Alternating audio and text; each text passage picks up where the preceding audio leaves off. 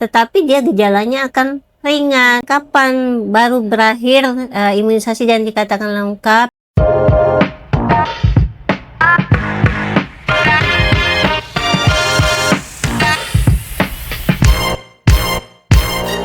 Halo Sobat Sehat, selamat datang di Senyum Permata Podcast RSUD Sukamara seputar informasi menarik, permasalahan kesehatan bersama saya Arianti Setiamurni. Sobat Sehat, masih banyak nih orang tua yang bingung masalah imunisasi anak. Mana nih yang wajib dan mana nih yang bersifat tambahan, serta kapan sih waktu terbaik untuk diberikan. Nah, di episode kali ini kita akan kupas tuntas masalah imunisasi anak bersama narasumber kita yang spesial, yaitu Dr. Nulina Kumalasari, spesialis anak. Selamat datang dokter. Selamat datang. Apa kabarnya dok? Alhamdulillah baik. Syukurlah. Baik dok, seperti yang sudah kita sampaikan tadi, kita akan membahas tentang imunisasi anak pada hari ini. Baik. Sebelum kita bahas lebih jauh, mungkin bisa dijelaskan sedikit apa nih imunisasi dan kenapa sih imunisasi ini jadi penting banget? Halo Sobat Sehat Podcast RSUD Sukamara. Baik, saya akan menjelaskan macam-macam imunisasi yang ada di tempat kita atau di Indonesia. Imunisasi itu ada dua macam versi ya, terutama ada yang menurut pemerintah kita kenal dengan nama program pemberian imunisasi. Kemudian ada juga imunisasi menurut Ikatan Dokter Anak Indonesia. Nah, ada beberapa penyakit yang bisa kita cegah melalui imunisasi.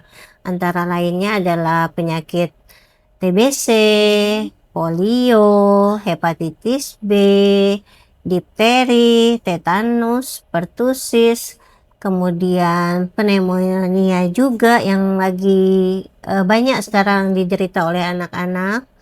Kemudian campak ya, biasanya itu demamnya tinggi, kemudian rubella dan ada Japanese encephalitis juga. Untuk usia pemberian dari macam-macam imunisasi ini di dalam buku panduan KIA yang warna pink, biasanya ibu-ibu sejak hamil sudah didapatkan dari puskesmas atau dari bidan ya. Nanti di situ ada jadwal imunisasi untuk anaknya, jadi disesuaikan dengan jadwal imunisasi yang sudah dibuatkan oleh pemerintah tersebut. Kemana harus mendapatkan imunisasi? Boleh didapatkan di posyandu, di puskesmas, atau juga di dokter praktek. Berarti kalau misalnya nih Bu, ada anak yang sehat tapi belum diimunisasi, apakah itu beresiko untuk terkena penyakit yang lebih berat seperti yang disebutkan itu Iya, tadi? sangat beresiko. Kenapa? Karena penyakit-penyakit yang bisa dicegah dengan imunisasi ini adalah penyakit yang ditularkan dari udara, dari percikan kita bersin atau batuk, atau dari kita ngomong ada mikrosekret namanya yang tidak bisa terlihat oleh mata kita ya. Tapi sebenarnya itu ada di udara. Nah, itu bisa ditularkan kepada orang yang di dekat orang yang sedang sakit. Nah, gimana caranya biar kita tidak gampang tertular itu adalah dengan memberikan imunisasi tersebut. Jadi harapannya dengan mendapat imunisasi itu kekebalan tubuh anak yang sudah mendapat imunisasi akan menjadi lebih baik dibanding anak yang tidak dapat imunisasi. Berarti penting banget ya Bu, imunisasi ini. Sangat penting. Bagaimana untuk jadwal pemberiannya dok? Apakah ada perbedaan dengan yang di IDAI sama yang di pemerintah? Baik, kalau untuk jadwal kurang lebihnya sama sebenarnya, tapi ada beberapa perbedaan ya. Kalau yang di pemerintah terutama setiap bulan ya harus mendapatkan imunisasi tersebut, sedangkan kalau di IDAI itu ada yang bisa 2 bulan sekali. Kenapa bisa begitu? Yang pertama di pemerintah adalah selain untuk kekebalan tubuh anak yang mendapat imunisasi juga ada batasan minimal cakupan imunisasi yang sudah diberikan di seluruh Indonesia. Kenapa cakupan ini perlu dicapai? Karena apabila sudah mencapai 90 atau 98% anak yang mendapat imunisasi, maka di area atau di daerah tersebut insya Allah akan terhindar dari endemis dari penyakit yang menular secara lewat sekret atau udara tersebut. Sedangkan di IDAI kita berkontribusinya melihat dari kekebalan tubuh masing-masing anak ya. Jadi harapannya pada saat kekebalan tubuhnya mulai turun, itu baru dimasukkan lagi imunisasi yang selanjutnya, begitu. Berarti urutannya harus sesuai apa gimana, Dok? Harus ya, Sesuai harus ya? sesuai. Jadi misalnya suatu kali anak tidak bisa mendapat imunisasi sesuai jadwalnya, karena sakit kah atau sedang bepergian, jadi bisa mengikuti jadwal bulan selanjutnya. Harapannya anaknya sehat gitu ya dan tidak kemana-mana. Sedangkan apabila sudah lewat waktunya, karena ada beberapa vaksin yang ada batas waktu maksimal pemberiannya. Nah, itu sebaiknya dikonsultasikan dulu ke dokter spesialis anak. Berarti urutannya harus sesuai, dan misalnya terlewat, di bulan berikutnya diberikan vaksin yang itu ya, Bu? Ya, bisa. Di bulan berikutnya kita berikan vaksin yang harusnya dia dapat di Iya, bulan bulan yang sebelumnya. kemarin. Gitu. Oh. Selama usianya masih memenuhi range dari vaksin itu boleh diberikan. Efektifnya Iya, karena ada vaksin yang jangka waktunya itu ada sampai 6 bulan aja boleh diberikan, di atas 6 bulan tidak boleh lagi diberikan. Jadi Dok, imunisasi yang wajib itu sampai usia berapa? Bisa dikatakan anak itu lengkap imunisasi. Kalau banyak masih nih ibu-ibu yang belum tahu sampai usia berapa sih anaknya dikatakan imunisasinya sudah lengkap gitu. Ya, baik. Jadi imunisasi yang wajib itu diberikan adalah yang pertama saat bayi baru lahir ya. Namanya hepatitis 0. Kemudian kapan baru berakhir imunisasi dan dikatakan lengkap, itu usia di 18 bulan atau 1,5 tahun. Maksimal di usia 2 tahun. Apabila misalnya di 18 bulan itu masih ada yang belum sempat mendapatkan, itu masih bisa ditunggu sampai usia 2 tahun. Nah, semua kotakan yang sudah ada di dalam buku KIA yang terjadwal dari pemerintah itu harus sudah terisi sampai campak lanjutan dan juga DPT lanjutan itu sudah terisi semua, itu baru dikatakan lengkap untuk imunisasi wajib. Wajibnya ya, Bu? Iya. Kalau untuk opsionalnya? Kalau untuk imunisasi tambahan atau yang dianjurkan itu ada beberapa. Contohnya itu influenza ya, itu bisa kita mulai sejak anak usia 6 bulan. Influenza diberikan minimal 2 kali dengan jarak 4 minggu atau 1 bulan. Kemudian ada hepatitis A, itu bisa diberikan mulai usia 1 tahun. Kemudian cacar air atau yang dikenal dengan varicella ya, itu juga mulai diberikan usia 1 tahun juga. Kemudian tipes atau tipoid itu bisa diberikan mulai anak usia 2 tahun. Kemudian ada lagi yang baru-baru ini vaksin yang baru diterbitkan adalah vaksin untuk flu Singapura. Ya, flu Singapura yang seperti cacar air dan banyak sariawan di dalam mulut anaknya itu juga mulai diberikan sejak usia 6 bulan sampai maksimal 3 tahun. Ya, kemudian ada lagi vaksin HPV. Fungsinya untuk kanker serviks, bisa diberikan mulai usia anak 9 tahun. Itu sudah dapat dari pemerintah. Nanti anak-anak SD mulai kelas 5 dan kelas 1 SMP akan dapat vaksin HPV dari pemerintah. Ada lagi vaksin lanjutan yang lainnya adalah vaksin infeksi dengue atau demam berdarah. Nah, ini bisa kita berikan sejak usia 9 tahun. begitu. Itu semua vaksin yang dianjurkan. Tapi ya tergantung orang tua lagi mana yang lebih dibutuhkan oleh anak dan punya resiko yang lebih tinggi di antara semua vaksin itu mana anaknya. Nah, mungkin itu bisa kita pikirkan untuk diberikan terhadap anak tersebut. Dok, apakah ada nih imunisasi opsional yang direkomendasikan untuk kondisi tertentu, misalnya anak dengan alergi, ada riwayat keluarga, atau mau jalan-jalan nih? Baik, ada beberapa imunisasi, terutama kalau untuk alergi yang paling banyak itu ya rinitis alergi ya, yang sering bersin-bersin setiap hari anaknya meler, itu lebih baik atau lebih bagusnya anaknya mendapat imunisasi influenza ya.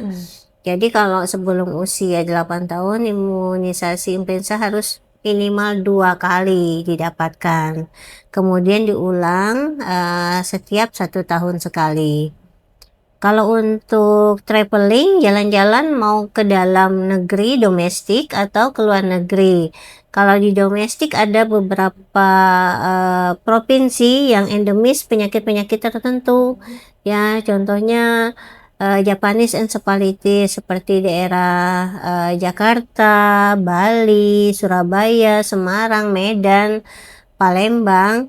Jadi kalau kita akan bepergian ke daerah-daerah tersebut, sebaiknya anak yang masih dalam jeda usia minimal usia 10 bulan ya, itu sudah mendapat imunisasi JE, Japanese encephalitis. Kemudian kalau untuk ke luar negeri ada beberapa negara itu yang mengharuskan satu sudah mendapat vaksin influenza ya, yang kedua meningitis, ketiga tipoid, terutama daerah-daerah Eropa dia minta vaksin tipoid juga, seperti itu. Apa ada nih dok efek samping dari imunisasi yang mungkin perlu diperhatikan orang tua, karena kan banyak yang nggak mau imunisasi nih karena nanti anaknya demam, anaknya sakit karena imunisasi. Iya, baik. Memang imunisasi ada efek samping, antara lain yang paling banyak adalah nyeri ya, nyeri saat disuntik. Kemudian yang kedua demam. Ketiga bengkak di tempat suntikan ya. Kemudian keempat ada juga kejang, tapi kejangnya yang disebabkan oleh karena demam yang tinggi gitu ya. Dan anak tersebut memang punya potensi kejang demam sebelumnya atau riwayat di keluarganya. Tapi kalau dengan pemberian penurun panas seperti paracetamol itu sudah cukup, nanti demamnya akan turun dan anak berangsur membaik. Tidak semua imunisasi menyebabkan demam, hanya ada beberapa imunisasi yang menyebabkan demam pada anak dan juga bengkak. Ada juga imunisasi yang aseluler, itu bisa didapatkan di tempat praktek dokter spesialis anak biasanya. Nah, itu yang tanpa efek samping ya, yang tidak ada demam, tidak bengkak, tidak rewel. Tapi ya harganya cukup mahal. Sedangkan kita punya imunisasi yang gratis dari pemerintah ya. Silakan ibu-ibu memanfaatkan imunisasi gratis dulu. Jika punya cukup uang, silakan ke praktek dokter spesialis. Baik dok, pertanyaan selanjutnya, misalnya anaknya sakit ringan nih, mungkin cuman ada flu atau sedikit pilek, itu apakah tetap boleh diimunisasi apa tidak gitu?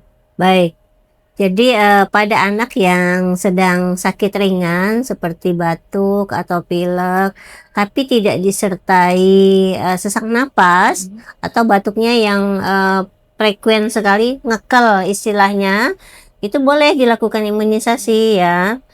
Atau anaknya sedang hangat gitu ya, tapi tidak demam tinggi, boleh dilakukan imunisasi.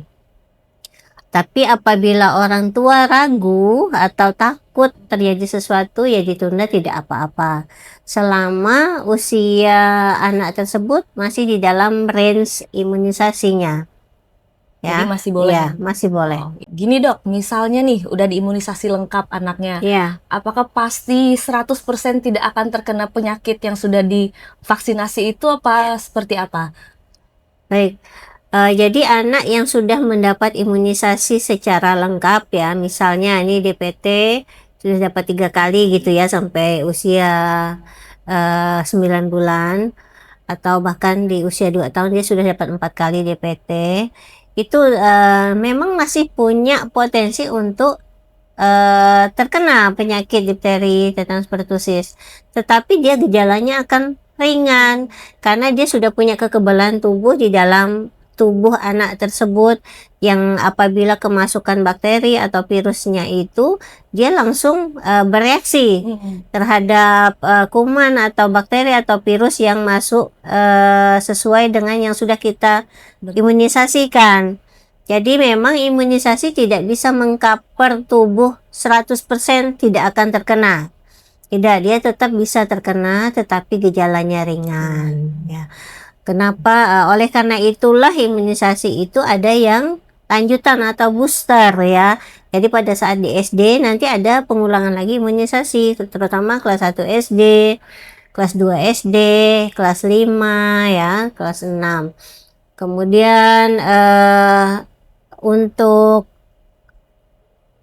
penghindaran yang lain selain imunisasi adalah tidak kontak erat dengan orang yang sedang menderita penyakit tersebut. Kita lanjut lagi ya dok. Baik. Misalnya terjadi bengkak atau demam setelah diimunisasi itu gimana sih caranya biar orang tua nih nggak panik Ya. atau apa yang bisa dilakukannya dok?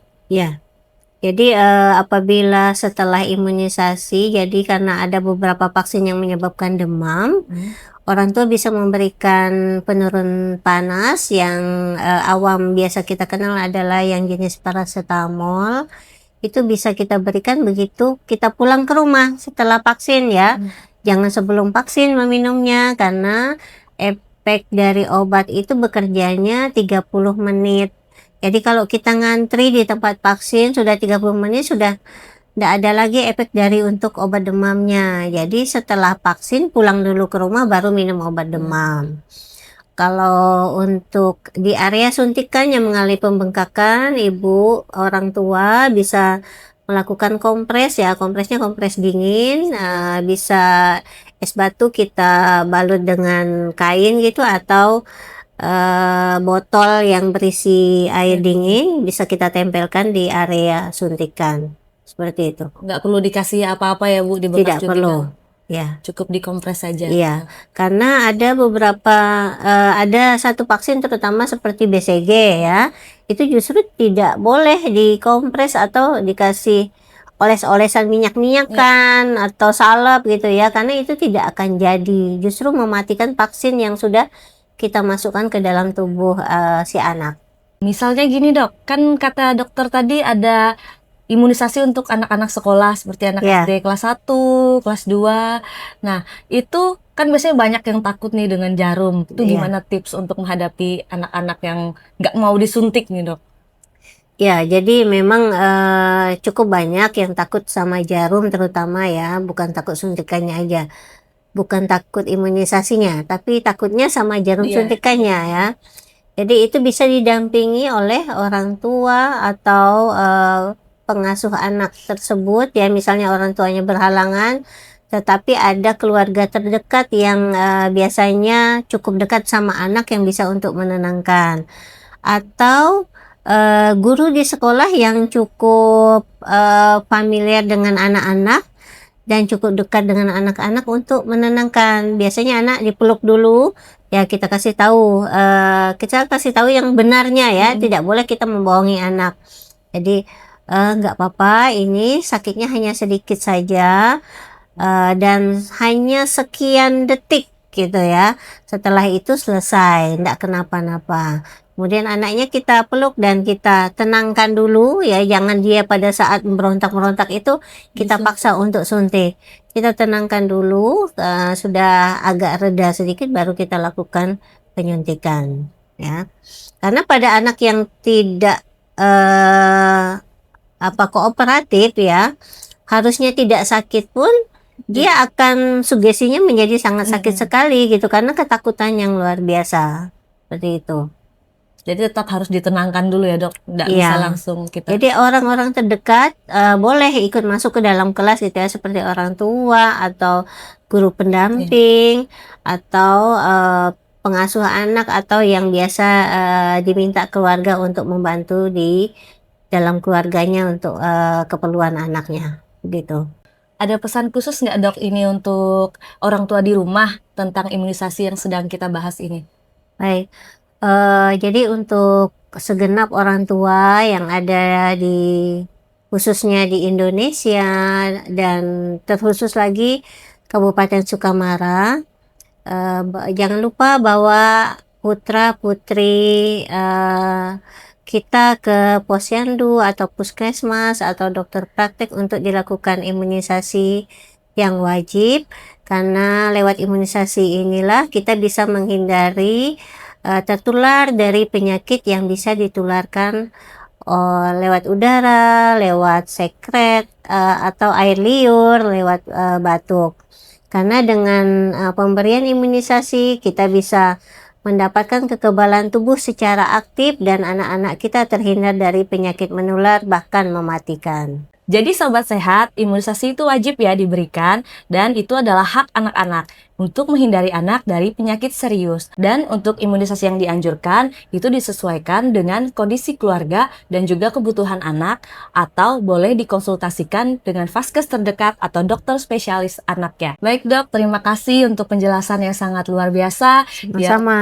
Yang praktis semoga bisa dimengerti dan dipahami oleh orang tua di luar sana ya dok. Baik. Sobat sehat, sekian podcast kita kali ini. Sampai berjumpa di podcast selanjutnya dengan tema yang pastinya lebih menarik. Sampai jumpa. Salam sehat.